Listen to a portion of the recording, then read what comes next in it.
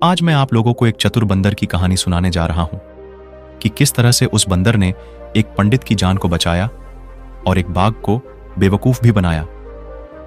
एक गांव जिसका नाम अंबोली है के नजदीक एक घना जंगल था। उस घने जंगल में एक बाघ रहता था। बाघ रोज गांव में जाकर गांव वालों की बकरियां, मुर्गी आदि को मारकर खा जाता था। बाघ के ऐसा करने पर गांव वाले बहुत परेशान थे। बाघ से छुटकारा पाने के लिए गांव वालों ने एक पिंजरा बनवाया और उस पिंजरे को जहां से बाघ आता था उस रास्ते में रख दिया। जब बाघ रात को अंधेरे में गांव की तरफ जा रहा था तो गलती से पिंजरे के अंदर चला गया। बाघ के भार से पिंजरे का दरवाजा अपने आप बंद हो गया। बाघ बहुत चिल्लाया पर वहां उसकी सुनने वाला कोई नहीं था।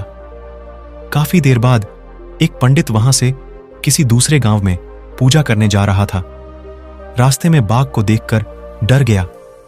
जैसे ही वह वापस होने लगा, बाघ ने बहुत मासूमियत में गिड़गिड़ाते हुए पंडित से कहा, मैं काफी देर से इस पिंजरे में बंद हूं, कृपा करके मुझे बाहर निकाल दीजिए, मैं आपका एहसानमंद रहूंगा। बाघ के गिड़गिड़ाने पर पंडित को बाघ पर दया आ गई। पंडित ने दरवाजा खोल दिया। बाघ बाहर आते ही पंडित पर झपट पड़ा। बाघ ने कहा, मैं तुझे खा जाऊंगा। पंडित बाघ के आगे गिड़गिड़ाने लगा तो ऊपर पेड़ पर बैठा एक बंदर जो इनकी सारी बातें सुन रहा था बोला, पंडित देव, क्या बात हो गई है? इस पर पंडित ने बंदर को सारी बात बता दी।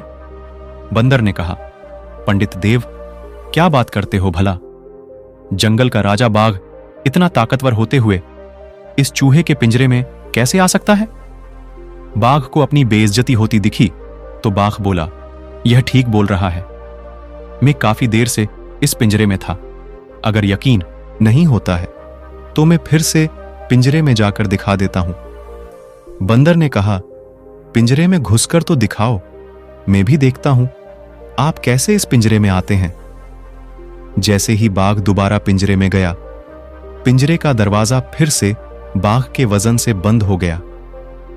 बंदर ने पंडित से कहा, पंडित देव, अपनी जान बचाइए और भाग लीजिए। पंडित ने बंदर का धन्यवाद किया और वहां से भाग लिया।